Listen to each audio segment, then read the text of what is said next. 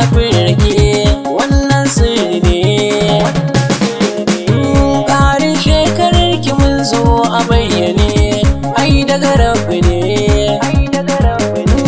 Ke yar gata na umma da abanta ne, wannan haka ne.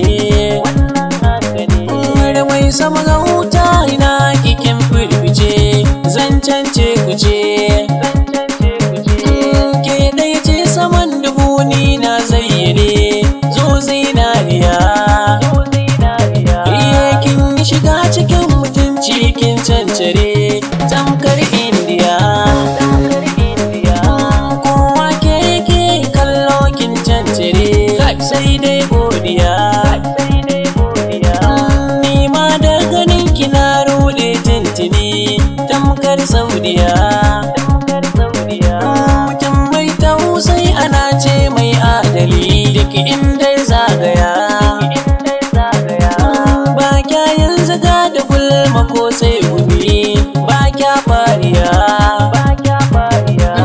Tattabara wajen rike sulta kyanki ne, kowa na faɗa.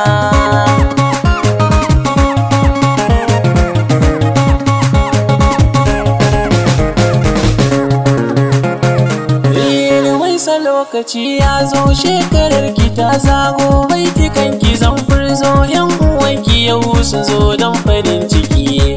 Gashi an ci duk an sha har muna ta ba sha mun ci har da mange sha mun cike ciki. Badanki yanzu yayi yanci gurin ga babu mai kunci, bare ayo muna furci don farin ciki. Ku taka yan uwa kuma ku yi rawa ta kuma, bare ku yanzu ga dama ku yi rawa ta girma don farin ciki. Rumai sakin ciro tuta yanzu ba mai miki wauta, murna ake ta yar gata ba bakin ciki. Shigar ki yanzu ta daidai babu wanda zai mai rabi ne ya miki komai kin ji sarauniya.